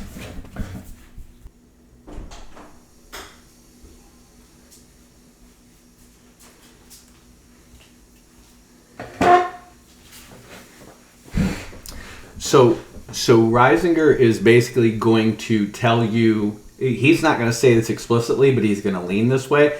You're going to hear Calvinistic Baptists use this catchphrase: evangelize like an Arminian, disciple like a Calvinist, okay? AKA lie to them, okay? Use Arminian tactics to get them to join your church, but once you're in there, brainwash them into Calvinism. That's really what they mean, okay? They get this from Ernie Reisinger. He's going to tell you one of the things in this book, he declares the altar call a heresy. He declares the sinner's prayer a heresy. But he's going to say, don't die on that hill. Rather, get in the church, cover up your Calvinism, and slowly convert the church one person at a time. Okay? AKA crypto-Calvinists spy, infiltrate, deceive, and take over the church. Okay? That's expressly what he's teaching. But remember, he's a disciple of Van Til, who tells you, well, it's okay because deep down inside they're all Calvinists anyways. So also in this book, he is going to teach you that he's going to say don't squabble over secondary issues, okay? This language of primary and secondary issues did not exist in the seminaries, in the churches, before he published this, okay? Al Mohler is going to take that, and in 2005, that's 5 years after this publication, he is going to write he's going to call it a case for theological triage, okay? You can find this article on almohler.com. It's called A Call for Theological Triage and Christian Maturity, and he is basically going to walk you through this thing, okay? Now, the main proponent for theological triage is none other than the Presbyterian If you type in the word Gavin Ortlund. Gavin Ortlund is going to have this channel, Truth Unites, okay? He's a Presbyterian. He's going to be big in the Orthodox Presbyterian, Van Til, Banner of Trust camp, okay? He's just a liar. He's currently being sued for an abuse case in his church because there was a woman on the administrative staff of his church, and he basically just starts boxing her out as soon as he gets here because these guys are misogynists. They're anti-women in general, not just in preaching positions, in general, okay? And he's going to box out this woman, and this woman's like, what the heck? I've been here for years. I'm in this administrative operations role. What the heck? And he boxes her out. When she complains about it, he fires her, okay? Unilaterally fires her without any sin, without anything. He just kicks her off the church staff, okay? So she's suing him for basically abusing his power, okay? I don't know where this is going, but this is Gavin Ortlund, okay? Now, remember that these people, here's the thing. First of all, they're hypocrites, okay? Al Mohler is the one who wrote this, and he specifically puts gender roles in the church in the secondary issue, aka we don't divide over this. But then he kicks out Rick Warren over a female pastor. Why? Because they only used Rick Warren to prop up the Calvinism in the SBC, okay? They get him to, all the propping up of John Piper is the founders, okay? It's J.I. Packer, Al Mohler, R.C. Sproul, all these propping up of these Calvinist guys starts with the founder of ministries, goes back to Reisinger and Banner of Trust, okay? And so these guys are basically going to prop up John Piper as the next C.S. Lewis. He's the next C.S. Lewis. I heard this all around the early 2000s. Why? I have listened to John Piper. I've read his books. I'm not impressed. It's just standard run-of-the-mill Calvinism. Listen. He's just this weird dude who just gets really dramatic in how he says things, but he's just saying the standard Calvinist tripe. Ask him if God ordains baby rape and watch his answer and tell me if he sounds C.S. Lewis-y in it, okay? He's not. He reads C.S. Lewis and he's just a brainwashed Calvinist dolt. I do not respect John Piper's teaching at all. I don't care how many people like him. He's an idiot. He's just a dumb dude, okay? And they're going to prop him up as he's the greatest thing since C.S. Lewis. Oh, he's such a good writer. He's not. He's not such a good, he's such a great speaker. Charles Haddon Spurgeon, the Prince of Preachers. That's them. That's the Reformed Baptists, the Prince of Preachers. How is he the Prince of Preachers? He had a big church. So did Finney. Finney had a big church before Spurgeon had a big church, and Spurgeon copied his style from Finney. So same thing with Moody, okay? Yeah, but we don't like Finney. Why? Because he invented the altar call. That's why. We hate the altar call, okay? And so they're going to be like, Finneyism, dispensationalism. These guys are going to try to poison you against the sinner's prayer, they're anti-evangelical, okay? Now, Ernie Reisinger himself switches from being evangelical to being evangelical for Calvinism. And he's going to send 10,000 copies of that, or 12,000 copies of this book around. Then he's going to influence this other gal, it's a guy, Paige Patterson, I think his name is, of another seminary, and he's going to get like 40,000 copies of this thing distributed.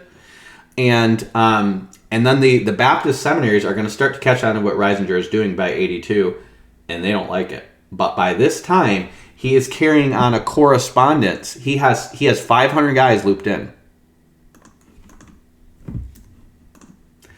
By the time they catch him doing this and stop him from doing this in the seminaries, he has 500 pastors looped into this thing, and they're on for Calvinism, okay?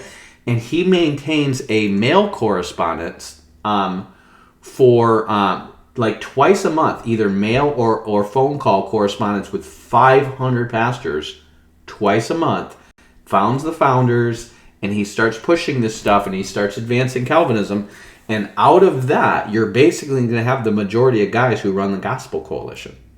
They're coming out of the founders, okay? You're going to have this guy, ironically, Bodie Bachheim. You're going to have John Piper. You're going to have R.C. Sproul. John MacArthur is not a founders guy, but they're going to prop him up because he's dispensational. They don't like that, but they like that he's Calvinist, and he's getting dispensational Baptists towards Calvinism, okay?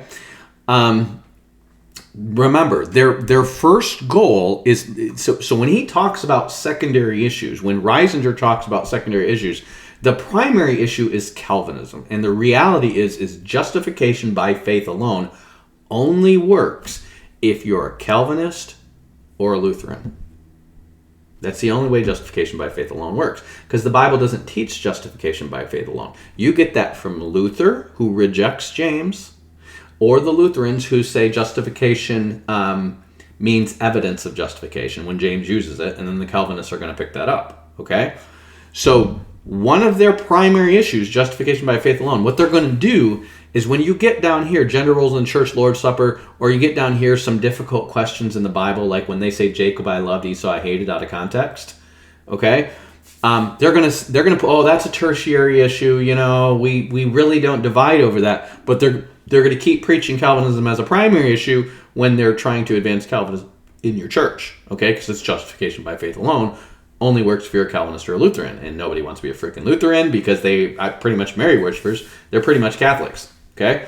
And so they're going to go, justification by faith alone is Calvinism. It is Calvinism. Calvinism gives you the proof text for justification by faith alone, and they're going to be very clever with it because Paul never says justification by faith alone. He says justification apart from the works of the law, and he goes on to tell you it's not by faith alone because he says you'll be saved if you suffer with Christ, and suffering means not giving into your sin.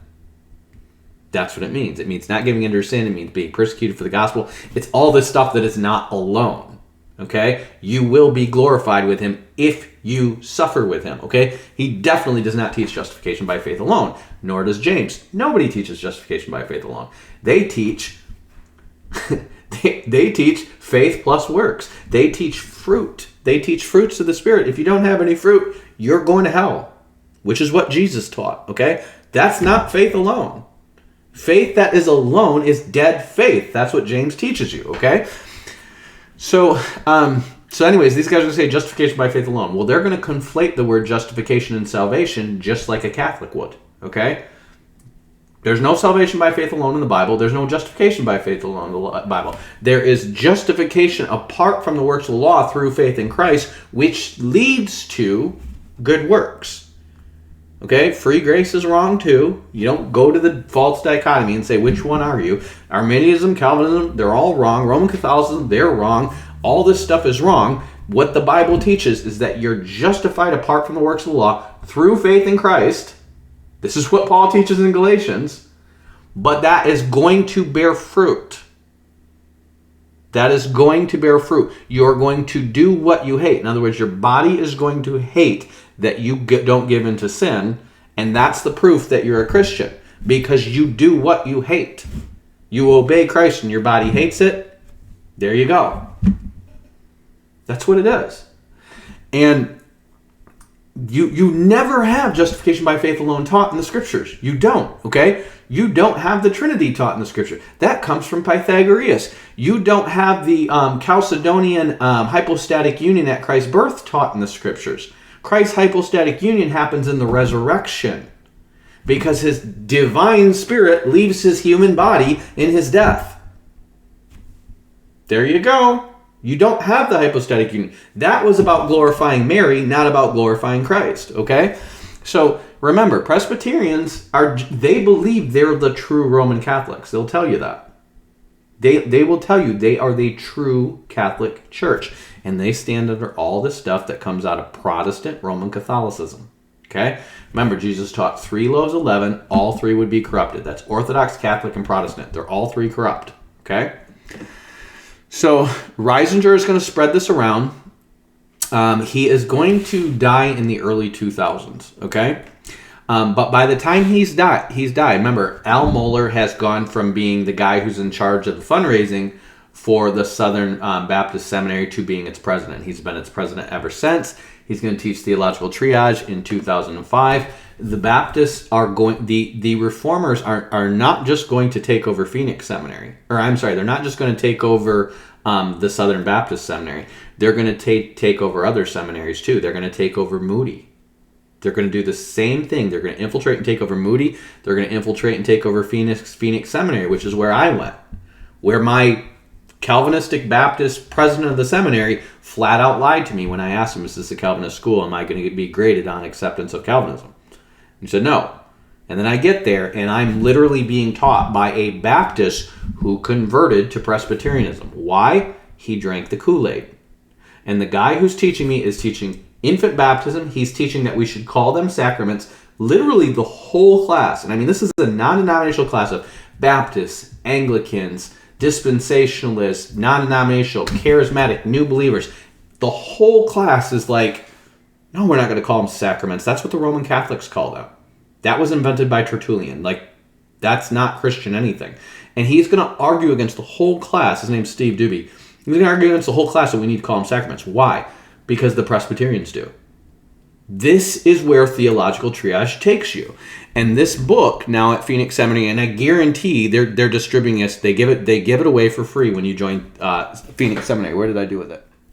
This book, you're going to find it being distributed all over the seminaries, all over the country. Okay, it's already filtering in. Remember, go watch 1984 and understand how Newspeak works. When they tell you primary, secondary issues, I want you to hear this. When you repeat that, you're repeating Reisinger, okay? They're getting you under their dominion by doing that. That's where ideological strongholds come from. Kevin at Beyond the Fundamentals is going to call these, what does he call it? Ideologically possessed, okay? It literally is what a demonic stronghold is, okay? These ideas of primary, secondary issues don't come from the Bible. They come from the Presbyterian Church. The Presbyterian Church defines what's a primary issue, which is what all Protestants agree on that are Calvinistic, okay? And then the secondary issues are what people would disagree with the Presbyterians on, and the tertiary issues are what we can get most Protestants to. Basically, when we want to kick out, what they really want to kick out is spiritual gifts and dispensationalism, okay? And evangelicalism and altar calls, okay? Gavin Ortland, Crossway Publishing, he's a Presbyterian, and he's going to be promoting this, and that's why his channel is called Truth Unites. Remember, Banner of Truth, okay? This is all a Trojan horse to get you under the Presbyterian Church, okay? The Orthodox Presbyterian Church. Now, this is important. While the Orthodox Presbyterian Church is doing that, the reason Al Mohler says you need to get under this theological triage is because there's a crisis happening in the church. Well, what is the crisis? Well, between 2003 and 2005, you have the emergent church pop up, okay? Well, who promoted the emergent church? The answer is Rick Warren. Rick Warren, through Bob Buford's leadership network, promoted all the emergent church guys. They ghost wrote Dan Kimball's book, The Emergent Church, was ghost written, and Rick Warren in Leadership Network, which is run by the Reformed Bob Buford and financed by the PCUSA, the Presbyterian Anschutz, Philip Anschutz, okay? Philip Anschutz runs Burning Man. And you're going to have the liberal Presbyterians basically propping up the who's who. They're going to prop up Mark Driscoll. They're going to prop up Rob Bell. They're going to prop up Dan Kimball. They're going to prop up Brian McLaren.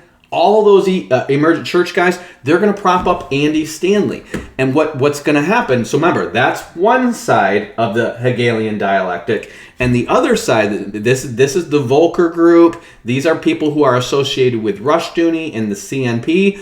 But Anschutz is a CNP member, and those guys are supposedly conservatives. And then on the other side, remember, these are Independent Baptists and Southern Baptists, okay, that are going to be CNP members. This is going to be Tim LaHaye, which is a dispensationalist, and this is going to be Jerry Falwell, which is an Independent Baptist, but he's a racist Southern Baptist at heart.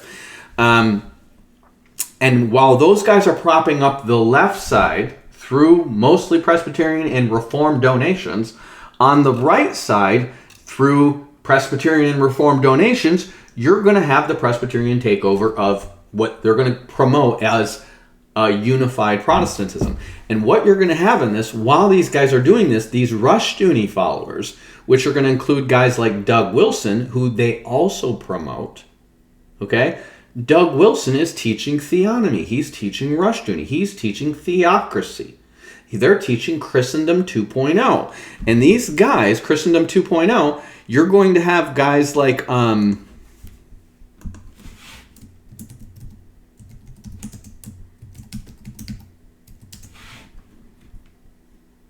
Jeff Durbin is promoting, this is R.J. Rushdoony's son. This is going to be like 2016, I think. He's promoting Rushdoony's son. Why? Because they're about this theonomy thing. And that James White is an elder at his church. Okay? So you're going to have these guys having this conversation about theonomy that goes back to Rushdoony, which goes back to Van Til. All of it goes back to Van Til. Rushdoony is going to work with Ern Baxter to create the Kingdom Now Divinianism. He goes back to Van Til. Gary North is going to work among the dispensationalists to basically promote all the false date setting, and we need to America needs to basically hold back the evil because we're the restrainer kind of stuff. He goes back to Van Til. And at all of it, you're going to find Van Til and these reform guys who are trying to get control back at the heart of it all. Reisinger's going to work on the Baptists. Rushdoony is going to work on the Charismatics. North is going to work on the dispensationalists. That's literally what's going on. All these Van Til disciples are systematically infiltrating all the other evangelical movements to convert them back towards Presbyterianism. Meanwhile, other Presbyterians are promoting all these libtards and all these heretics and all this stuff so that Al Mohler can say, we're in a crisis. We all need to unite over what? Orthodox Protestantism, which is a Presbyterian-led thing. Okay? See how you have crisis, right? We're going to start a crisis and we're going to come up with a solution, problem, action, solution. It's the Hegelian dialectic. And whether these guys are willingly running it, like I'm not going to say like this is a conspiracy and here's what these guys are all doing on purpose. They're being run by the devil, whether they know it or not. Okay, they're deceiving and being deceived. But this is how I know I can call this out as crap. If you got to lie to win, you've already lost. Okay? And he, in his book, is going to justify lying. Okay? The basis of his lies, his rationale for lying is going to go back to Van Til, and it's also going to be the undergirding presupposition that is going to be beneath theological triage. Okay? Remember, these guys are very tightly connected. Okay? Him and Mohler. Okay, remember, his wife went to his church. He's propping up Reisinger at Sanford, and it's the who's who of the Calvinist whatever. That's why you have all these Calvinist guys form the Gospel Coalition. But guess who starts the Gospel Coalition? Tim Keller. Guess who's funding Tim Keller? Bob Buford and Phil Anschutz. They're doing both sides of this thing. Whatever they're trying to do, what you find connected is you're going to find connections to the CIA, the right-wing religious right, and New Agers. You're going to find that too, and Nazis. You're going to find that too. And on this side, you're just going to find just a lot of Presbyterians. Why? Because the same Presbyterians worked with the Freemasons to overthrow this country in the first place. That's why. You read read Theodore Draper's Struggle for Power and read what they were saying about it in England. They said it's a Presbyterian revolution. They knew these Freemasons and Presbyterians were married. Okay? They brought in all the liberalism, and now they're trying to fix it with what? Orthodox Protestantism. Why? Because that's what they've always wanted. That's what the Calvinists have always wanted since Geneva, Switzerland. They wanted to unify all Protestants to take over the Roman Catholic dominion. And then they wanted to start from there, eventually taking over the former Roman Empire. Okay? You have three different groups competing for the control of the former Roman Empire right now. You have the Catholics, you have the Orthodox, led by Russia, and you have the Protestants, led by the Presbyterians. That's what it is.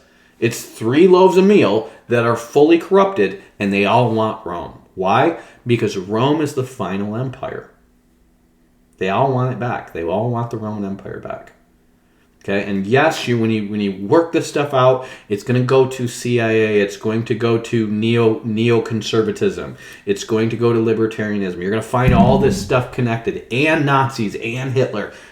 It's a long-winded conspiracy to see how this stuff is connected. But trust me, when you boil this down to who are these CIA guys that are doing all these overthrows of countries and stuff like that, what you're going to find deep down inside, you're going to find conservative, not former, but nominal Puritans and Presbyterians. Yale, Harvard, Columbia, Princeton. That's where they come from. That's your CIA. Okay? These guys lie. They've always lied. Crypto-Calvinist is not a new thing. Crypto-Calvinist is something that's been around for 500 years. Okay? Overthrowing governments in the name of Jesus has been around for 500 years. And it's always, always, always been Calvinists starting it. Or their predecessors in the Lutherans and the Zwinglians, okay? Even the Huguenots. You read, Bartholomew's Day Massacre. The Huguenots started it. The Calvinists started it. The Zwinglians started it. The Lutherans started it. They're always the ones starting the actual violence. Yeah, the Catholics had an Inquisition, but these guys are starting the political violence. The Presbyterians are starting the political violence. The Puritans are starting the political violence. The Puritans in America are starting the American Revolution.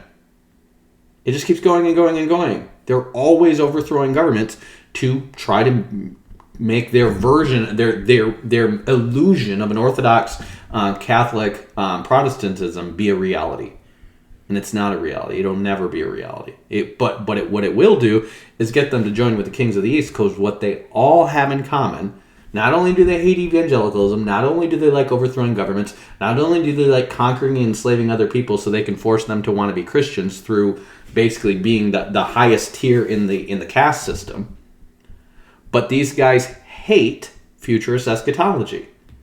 They hate the idea of the... listen, I asked this guy point blank, if you see a man sitting in a temple, a rebuilt temple in Jerusalem claiming to be God, will you believe that he's the Antichrist? And they said no. That's what he said. No, I won't. You think that guy follows the Bible? They don't believe anything the Bible says. They have an excuse for everything the Bible says. They've been at this for 500 years. Okay? But if you take away anything from this, remember, what is theological triage? How to turn a Baptist into a Presbyterian. It's a Trojan horse. Okay? It's a Trojan horse. That's all it is. It's getting you under the false paradigm of primary and secondary issues so they can push you away from the things that basically would get you to reject Presbyterianism. Because they would naturally... It already got all of evangelicals to reject Presbyterianism except for this tiny little group of guys who started Westminster Seminary. And these guys understand crypto-Calvinism because it's been at work. The Presbyterians started out as crypto-Calvinists that took over Scotland. They started out writing lies and fraud. John Knox wrote... He started publishing stuff against female kings to start riots in Scotland. Then he wrote under a false name to Queen Elizabeth to get her to save them from the Catholics who were oppressing them.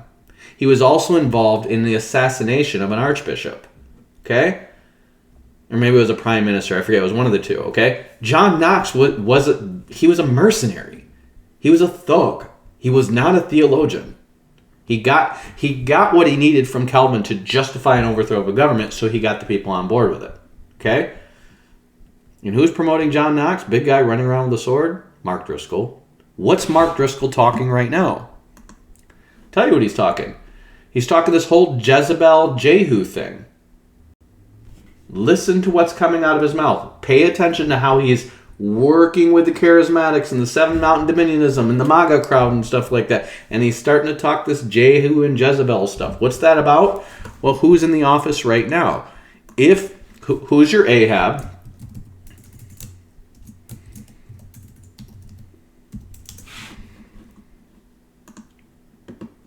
God revealed this to me like 6 years ago that this was coming. Or when he got elected. Okay?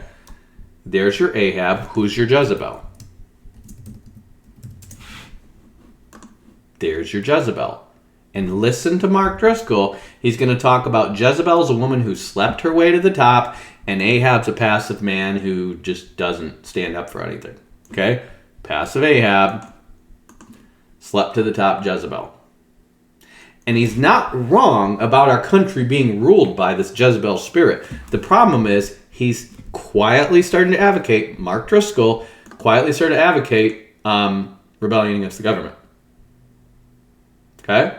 Listen to this language get louder and louder and louder. Remember, that spirit that came from the Presbyterians and Freemasons, that spirit of rebellion against the government in order to advance the kingdom of God, the real church does not stand under that spirit. We reject that spirit. We're ambassadors from another kingdom.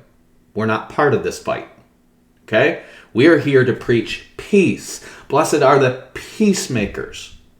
We don't fight to take control of a physical government ever in the body of Christ. But the Calvinists always have. Okay? So make sure you understand what side you're on, because this war is coming to America. I promise it's coming soon to a theater near you. Okay? Guys, be blessed by this teaching. I hope it makes sense to you. If you have any questions, put them in the comment section. Otherwise, share this with your Baptist friends. Okay?